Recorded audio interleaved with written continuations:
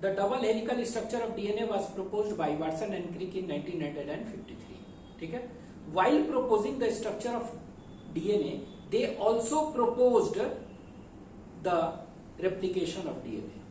उन्होंने क्या किया, जब स्ट्रक्चर ऑफ डीएनए प्रपोज कर रहे थे तो उस समय क्या है, उन्होंने डीएनए रेप्लिकेशन का भी प्रपोजल दिया कि ऐसे होता है. ठीक है, और according to them the mode of DNA replication is semi conservative. उन्होंने बताया कि semi conservative mode of DNA replication होता है. ठीक है, तो ये semi conservative mode of DNA replication क्या है, तो इन्होंने क्या बताया कि ये देखिए डीएनए है 5'3'3'5' दो स्ट्रैंड्स है ना, और ये पैरेंटल डीएनए है. क्या है, दे आर पैरेंटल डीएनए. तो ये पैरेंटल डीएनए जो है ना, ये दोनों के दोनों खुले. तो ये देखिए ओल्ड पैरेंटल डीएनए का स्ट्रैंड है और ये 5'3' और 3' दोनों खुल गए. और खुलकर क्या होता है, इन्होंने बताया कि both the strands of DNA acts as a template for the synthesis of new strand. ठीक है, दोनों का दोनों टेम्पलेट की तरह. तो ये एक तरह से कह सकते हैं, ये जो बनाया है ये क्या है, दोनों स्ट्रैंड बना सकता है ना, तो ये टेम्पलेट डीएनए है. ठीक है, टेम्पलेट डीएनए है, वो भी पैरेंटल, ये दोनों खुला. ये complementary base pairing rule was known at that time, तो उससे कॉम्प्लीमेंट्री बेस पेयरिंग करके नया ये रेप्लिका बना दिया अपना, और ये टेम्पलेट की तरह एक्ट करके ये बना दिया. ठीक है, बस एक चीज याद रखना है, उन्होंने बताया कि ये जो बना रहा है DNA that is new replica, they are always formed in 5'3' direction. तो ये देखिए ये 5 है ना, 5 से 3 ऐसे बनाता है, इस तरह से एक स्टैंड पर इस तरह, और इसमें भी 5'3', तो ये यहां से ऐसे. मतलब कि जो भी न्यू और रेप्लिका डीएनए का स्ट्रैंड बन रहा है, they are always synthesized in 5'3' direction. ये बस ध्यान रखना है, और ये करके ये अपना बना लिया. ठीक है, और फिर क्या होता है, इन्होंने बताया सेमी कंजर्वेटिव ना, कि एक पेरेंट और ये जो बनाया है अपना न्यू, वो दोनों क्या करेंगे, वो कॉइल्ड कर जाएंगे. एक पेरेंट और ये जो बनाया है वो कॉइल्ड कर जाएगा, तो एक नया एक पुराना का कॉम्बिनेशन हुआ ना डीएनए, तो इसको हम कहते हैं सेमी कंजर्वेटिव. ठीक है, लेकिन बाई चांस अगर ऐसा होता कि दोनों बन गया, दोनों पेरेंट वाला स्ट्रैंड फिर से कॉइल कर जाता और दोनों रेप्लिका कॉइल कर जाता, तो इसको कहते हैं कंजर्वेटिव. लेकिन ये कैसा बताया, इन्होंने बताया कि एक नया स्ट्रैंड एक पुराना स्ट्रैंड कॉइल करके ये डीएनए बनाते हैं. तो इस मेथड को उन्होंने क्या किया, सेमी कंजर्वेटिव. ठीक है, तो अकॉर्डिंग टू हिम कैसा मोड ऑफ रेप्लिकेशन है, तो इस तरह को कहते हैं सेमी कंजर्वेटिव. लिख दे रहे हैं semi conservative mode of DNA replication और मॉडल ऑफ डीएनए रेप्लिकेशन.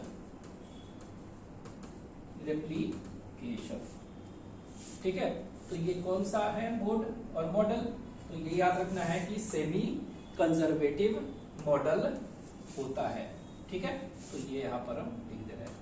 अब ये semi conservative mode of DNA replication जो है, अगर प्रपोज कौन किया, तो वाटसन एंड क्रिक, तो लिख दे रहे हैं कि इट वाज प्रपोज्ड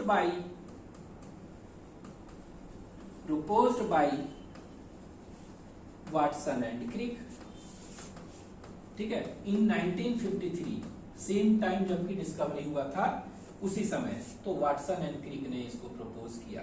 लेकिन एक्सपेरिमेंटली प्रूफ कौन किया, तो यहां पे लिख दे रहे हैं, बट एक्सपेरिमेंटली प्रूव्ड और कंफर्म्ड. ठीक है, कंफर्म्ड कैसे हुआ, तो ये प्रोकैरियोट और यूकैरियोट दोनों जगह हुआ था. ठीक है, कंफर्म्ड कहां हुआ था, ये प्रोकैरियोट में भी कंफर्म किया गया था सबसे पहले, इकोलाई में, फिर बाद में ये यूकैरियोट में भी सेमी कंजर्वेटिव मोड को प्रूव किया गया था. तो प्रोकैरियोट में लिख दे रहे हैं, it was experimentally proved in prokaryote as well as eukaryotes, दोनों में. ठीक है, तो प्रोकैरियोट्स और यूकैरियोट्स दोनों में इसको एक्सपेरिमेंटली प्रूव किया गया था. तो जो प्रोकैरियोट्स में जो हुआ था उस बैक्टीरिया में किया गया था, वो भी इकोलाई बैक्टीरिया में, एस्चेरेसिया कोलाई बैक्टीरिया में इसको एक्सपेरिमेंटली प्रूव किया गया था। लेकिन यहाँ पर यूकैरियोट जो है कहाँ किया गया था, तो इसको कहते हैं विसिया फाबा, विसिया फाबा, और फाबा बीन कहते हैं। ठीक है, तो विसिया फाबा और फाबा बीन में, अब ये क्या है विसिया फाबा फाबा बीन, तो आप कह सकते हैं it is a angiosperm, angiosperm है। और इस एंजियोस्पर्म में भी कहां पर, इसके रूट टिप सेल्स जो होते हैं ना उसमें किया गया था। ठीक है, इन रूट टिप सेल्स में इसका डिस्कवरी किया गया था। ठीक है, तो यहां पर कौन किया था अगर पूछ देगा, तो it was discovered bye Meselson and स्थल, मेसेल्सन एंड स्थल। ठीक है, तो इनका नाम था मैथ्यू मेसेल्सन एंड फ्रैंकलिन स्थल। ठीक है, तो आपको याद रखना है it was discovered bye Meselson and स्थल। ठीक है, और ये मेसेल्सन एंड स्थल ने इसको किया था, कब किए थे, तो ये जो है ना प्रपोज 1953 में था, लेकिन ये 1958 में इसको बताए थे। ठीक है, यहां पर क्या है, यूकैरियोट में कौन किया था, तो इसको टेलर, TYL, टेलर इटॉल कह सकते हैं, चाहे टेलर कलीग्स और भी थे, तो टेलर हम लिख दे रहे हैं। तो it was discovered by Taylor in same year 1958 में ये भी किए थे। ठीक है, अब ये इन्होंने क्या यूज किया, तो इन्होंने जो यूज किया था उसको हम कहते हैं 2 नाइट्रोजन आइसोटोप्स, 2 नाइट्रोजन आइसोटोप्स इन्होंने यूज किया था। और ये 2 नाइट्रोजन आइसोटोप्स जो था कौन कौन से थे, तो एक नॉर्मल नाइट्रोजन होता है, one is normal nitrogen, normal को कहते हैं लाइट नाइट्रोजन आइसोटोप। ठीक है, तो लाइट नाइट्रोजन का आइसोटोप, और ये जो है इसको कहते हैं N14 कह सकते हैं। और दूसरा जो है इसको कहते हैं हेवी नाइट्रोजन। ठीक है, और इसको N15 कहते हैं। तो इन्होंने क्या यूज किया, they used N14 and N15। ठीक है, अब एक चीज याद रखेंगे कि ये वाला जो देख रहे हैं हेवी नाइट्रोजन है ना, दिस हेवी नाइट्रोजन जो है ये याद रखिएगा ये रेडियो एक्टिव नहीं है, means it is non radioactive isotope. ध्यान दीजिएगा कि the N15 use was non radio active isotopes, तो हेवी नाइट्रोजन और नॉर्मल ये यूज किए थे। ठीक है, लेकिन यहां पर अगर देखेंगे तो इन्होंने क्या यूज करके एक्सपेरिमेंट किया था, तो दे यूज्ड, इसको कहते हैं रेडियो एक्टिव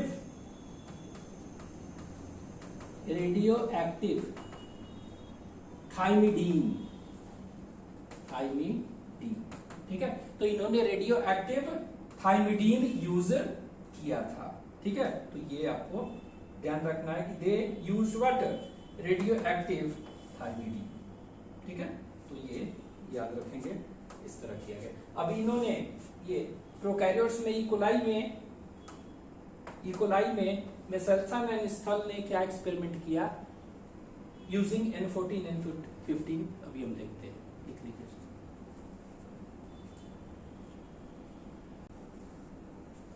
मेसेल्सन एंड स्थल एक्सपेरिमेंट का डायग्रामेटिक रिप्रेजेंटेशन बता रहे हैं। ठीक है, तो मेसेल्सन एंड स्थल used 2 nitrogen isotopes, N14 that is light और नॉर्मल नाइट्रोजन का आइसोटोप, और N15 जो कि हेवी नाइट्रोजन आइसोटोप है। ठीक है, N15 is non radioactive isotope of nitrogen, याद रखिएगा। ठीक है, इन्होंने क्या किया, they grew E coli bacteria in a medium containing N15 heavy nitrogen के आइसोटोप में फॉर मेनी जनरेशन ग्रो किए। ठीक है, तो यहां पर देखिए ये क्या किए, ये है N15, ये सॉल्ट के फॉर्म में दिए थे NH4Cl। ठीक है, तो उन्होंने क्या किया, तो यहां पर लिख दे रहे हैं कि they grew E coli cells in a medium containing N15 कहने का मतलब क्या हुआ, heavy nitrogen for many generations, ठीक है। तो N15 में इसको ग्रो करते हैं फॉर मेनी जनरेशन, ठीक है। तो हमें मालूम है ना कि डीएनए में क्या होता है, nitrogenous base, pentose sugar and phosphate, ठीक है। तो नाइट्रोजनस बेस है, तो जब इसको मीडियम किस में रखा गया है, हेवी नाइट्रोजन में N15, तो कौन सा नाइट्रोजन जाकर इनकॉर्पोरेट होगा इन डीएनए, N15, ठीक है। हेवी नाइट्रोजन इनकॉर्पोरेट हो जाएगा सारे स्ट्रैंड में, तो ये स्ट्रैंड क्या हो जाएगा, ये देखिए तो N15 बन जाएगा, ये वाला स्ट्रैंड भी क्या हो जाएगा, N15। तो जो भी डीएनए था इकोलाई के अंदर वो कैसा हो जाएगा, वो N15 दोनों हो जाएगा, ठीक है। तो मतलब हेवी डीएनए दोनों में, ठीक है, ये हो गया। अब इस N15 जो है, इसको क्या किए उन्होंने इसको ट्रांसफर कर दिया in another medium containing N14। तो N14 में तो NH4Cl है ना सॉल्ट, उसमें नाइट्रोजन जो है वो 14 वाला है, तो ये देखिए 14 वाला में इसको डाल दिए, तो इसको डाल दिए 14 में, तो ये देखिए ये जो डीएनए पहले से जो डाले हैं वो तो N15 ही रहेगा ना, वो तो N15 ही रहेगा, क्यों, क्योंकि जो एक बार इनकॉर्पोरेट हो गया डीएनए वो तो हटेगा नहीं ना। हाँ, लेकिन अब नया रेप्लिकेशन होगा तो उस केस में क्या होगा, उस केस में नया रेप्लिकेशन में जो नाइट्रोजनस बेस में नाइट्रोजन इनकॉर्पोरेट होगा वो क्या हो गया, N14, ठीक है, नए में सब में N14 होगा। तो इसीलिए ये वाला क्या है, तो यहाँ पे देखिए 15 है ना, तो हम N नहीं लिख रहे हैं, 15 लिख रहे हैं। तो ये जो पेरेंटल था ना, ये कौन सा था, पेरेंट वाला था ना, तो ये देखिए इट वाज पेरेंटल डीएनए। तो पेरेंटल डीएनए क्या है, N15, ठीक है। तो यहां पर इन्होंने क्या किया, इनको वेट ट्रांसफर ना, तो लिख ले रहे हैं यहाँ पे एक चीज, इकोलाई सेल्स वेयर क्या कर दिया गया, ट्रांसफर्ड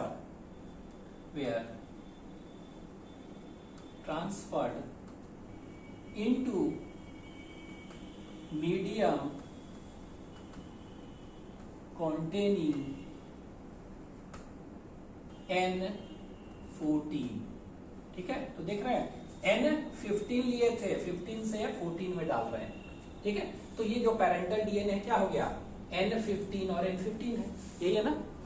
अब यहाँ पे देखिए, यहाँ पर कर देंगे, ये पेरेंटल डीएनए क्या है, N15, ठीक है। अब ध्यान दीजिएगा, अब इन्होंने क्या किया, ये जो आफ्टर मेनी जनरेशन जो N15 बन गया, उसका इन्होंने क्या किया, caesium chloride density gradient centrifugation किया। मतलब कि जो इकोलाई था उससे डीएनए इन्होंने आइसोलेट किया और फिर उसको क्या किए, caesium chloride density gradient centrifugation किए। तो ये देखिए सेंट्रीफ्यूगेशन किए तो ये कैसा होगा, ये देखिए किए तो इस तरह से दिखाई देगा। इनको क्या दिखाई दिया, सिर्फ हेवी डेंसिटी डीएनए का बैंड दिखाई दिया, एक बैंड दिख रहा है ना, हेवी डेंसिटी डीएनए का बैंड दिखाई दिया, ठीक है। और ये क्या होता है, जब भी हम सेंट्रीफ्यूगेशन करेंगे ना, तो जो हायर मास पर डेंसिटी होगा ना, वो सेडिमेंट पहले करेगा, ठीक है। तो ये देखिए हेवी है, इधर आके ऐसे डीएनए दिखाई देता है, ठीक है। अब इन्होंने क्या किया, उस इकोलाई बैक्टीरिया को जो पेरेंटल था containing N15, उसको इनो रेप्लिकेशन के लिए छोड़ दिया। उसका जनरेशन टाइम 20 मिनट्स होता है, ठीक है। तो फर्स्ट जनरेशन में 20 मिनट के बाद 2 बन गया ना, ये 2 बन गया, तो 2 बन गया तो 20 मिनट के बाद उन्होंने क्या किया, सेम उसी तरह फर्स्ट जनरेशन है ना ये फर्स्ट, तो उसके बाद इन्होंने क्या किया, उसका भी वो जो डीएनए उसमें है ना, उसका क्या किए, सीजियम को राइट डेंसिटी ग्रेडियंट सेंट्रीफ्यूगेशन किए और करके देखते क्या है कि बैंड केवल हाइब्रिड डेंसिटी डीएनए का आ रहा है। क्या आ रहा है, हाइब्रिड डेंसिटी डीएनए। तो ये देखिए भारी यहां पर है तो लाइट इधर कहीं होगा, तो दोनों का बीच का क्या होगा, हाइब्रिड होगा ना। तो हाइब्रिड और इंटरमीडिएट डेंसिटी डीएनए इनको दिखाई दिया, इन्होंने देखा 20 मिनट के बाद तो देखा कि सिर्फ हाइब्रिड वाला बैंड आ रहा है। ठीक है, तो हाइब्रिड वाला आ रहा है, तो इससे इन्होंने क्या पकड़ लिया, इससे इन्होंने पकड़ लिया कि क्या, कि ये सेमी कंजर्वेटिव है। कैसे? अगर ये कंजर्वेटिव होता, मान लीजिए कि ये जो डीएनए पेरेंटल बनाता, तो ये क्या होता है, अगर कंजर्वेटिव होता तो N15 बनता, N14 बनता ना। तो बनना क्या चाहिए था, एक हेवी डेंसिटी का डीएनए बनना चाहिए बैंड, और एक लाइट का बनना चाहिए था, लेकिन बन क्या रहा, इंटरमीडिएट। ठीक है, मतलब कि एक नया एक पुराना, एक नया एक पुराना किया था। तो इससे पता चल गया कि क्या है, it is semi conservative mode. ठीक है, ये फिर भी इन्होंने क्या किया, ये फर्स्ट जनरेशन है, फर्स्ट जनरेशन, इनमें तीनों का कैलकुलेशंस देखते हैं। तो N15 कितना मिला इनको, अगर आप देखें N15 तो ये कितना है, N15 इसमें, तो देख रहे हैं ये कैसा होगा, ये देखिए 15 है ना, तो ये 15 है, तो ये 15 होगा, ये दोनों खुला होगा ना, खुला होगा, तो 15 ये 15। अब देखिए नया जो भी आएगा क्या आएगा, सब 14। तो देख रहे हैं दोनों हाइब्रिड आ रहा है ना, सेमी कंजर्वेटिव करेंगे तो देखिए हाइब्रिड इसीलिए आया था। ठीक है, अब इसमें अगर हम देखेंगे तो इस तरह, अब आगे ये क्या होगा, 15-14 है ना, तो 15-14 पेरेंट था, खुलेगा, और नया जो ऐड होगा सब क्या होगा, 14। तो ये लीजिए 14 ऐड हो गया। ठीक है, ये देखिए 15-14 था, तो ये 15 था और ये 14 था, खुला, और नया जो ऐड होगा सब में क्या होगा, इनकॉर्पोरेट 14, तो ये 14, ये वाला 14, इस तरह से। नेक्स्ट जनरेशन में देखिए ये 15-14 है, तो ये 15 था, ये 14 था, ये खुलेगा।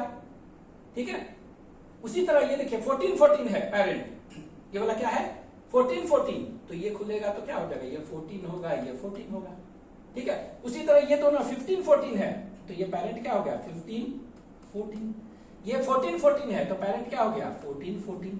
लेकिन जितने भी नए अब बन रहे हैं सब क्या होगा 14 ना, तो यहाँ देखिए ये क्या हो जाएगा 14, ये क्या हो जाएगा 14, ये क्या हो जाएगा 14, ये क्या हो जाएगा, सब 14 ऐड होगा ना, 14 देख रहे हैं इस तरह का। अब अगर पूछ देगा कि फर्स्ट जनरेशन में कितना क्या क्या बनेगा, सेकंड में क्या, थर्ड में, तब तो याद रखना। तो देखिए फर्स्ट जनरेशन में क्या बना था, 2 हाइब्रिड से बना है ना, तो N14-15 हाइब्रिड वाला कितना बना है 2। हाँ, N15 ये तो एक भी नहीं रहेगा ना। ठीक है, तो ये 0, ये 0। ठीक है, उसी तरह ये देख रहे हैं N14 एक भी नहीं, तो हाइब्रिड बना है ना सिर्फ यहाँ, तो इसीलिए देखिए हाइब्रिड आया था। उसी तरह सेकेंड जनरेशन में देख रहे हैं यहाँ 4 बनेगा। ठीक है, 4 बनेगा ना, तो 4 बनेगा तो क्या है, देखिए तो हाइब्रिड कितने हैं, हाइब्रिड 1, हाइब्रिड 2। ठीक है, और 2 लाइट बना। ठीक है, तो यहां पर देखिए 2 हाइब्रिड बना और लाइट कितना बना 2, ये वाला क्या था 0। ठीक है, उसी तरह थर्ड जनरेशन में तो 2 to the power 3 8 बनेगा ना सेल्स, तो 8 बनेंगे, तो 8 में देख रहे हैं कि हाइब्रिड कितने हैं, देखिए तो एक हाइब्रिड ये है और एक हाइब्रिड ये है, और सब क्या है N14, मतलब कि हाइब्रिड 2। ठीक है, ये वाला 0, एक भी नहीं। हाँ, ये कितना होगा, जितने भी बने उसमें से 2 कम, तो 6। ठीक है, तो हम देख क्या रहे हैं, यहाँ पर एक ट्रेंड देख रहे हैं कि ये देखिए N15 जो होगा हेवी वाला डीएनए एक भी नहीं बनेगा हर एक जनरेशन में, देख रहे हैं, इसमें भी देख रहे हैं सेम, लेकिन हाइब्रिड हमेशा 2 रहेगा, और जितने भी लाइट हैं वो क्या होगा, जितने भी सेल्स बन रहे हैं उसमें से 2 माइनस कर देंगे ये। ठीक है, इस तरह का। तो देख रहे हैं इस तरह से ये पूछेगा कि क्या है, कैसे पता लगा। उसी तरह इन्होंने क्या किया, उसी तरह इन्होंने सेकेंड जनरेशन में देखा और इसका caesium chloride density gradient centrifugation इन्होंने किया। तो क्या देखें ये, तो ये देखिए इसका सेकेंड जनरेशन में किए, तो क्या आया था यहाँ पर सेकेंड जनरेशन में, हाइब्रिड वाला आया था और लाइट वाला आया था। तो देखिए तो हाइब्रिड आया और लाइट आया, बस बैंड है ना, ये है। उसी तरह थर्ड जनरेशन में जो 8 सेल बने उसका भी caesium chloride density gradient centrifugation किया उन्होंने। तो इन्होंने क्या पाया कि जो देख रहे हैं कि 2 हाइब्रिड था, तो 2 हाइब्रिड, बीच में हाइब्रिड का एक बैंड आया और सब क्या हुआ, लाइट का आया, तो लाइट का इस तरह आया। तो ये क्या हुआ, इससे ये प्रूव होता है कि डीएनए का mode of replication is semi conservative, not conservative. ठीक है, अगर कंजर्वेटिव होता तब यहां पर क्या बनता, एक हेवी बनता N15 वाला, और एक क्या बनता N14 वाला ना, तो हेवी और लाइट का डेंसिटी डीएनए बनता, लेकिन यहां तो हाइब्रिड बन रहा है, तो इसी से हो गया कि सेमी कंजर्वेटिव है। ठीक है, तो ये आप इसको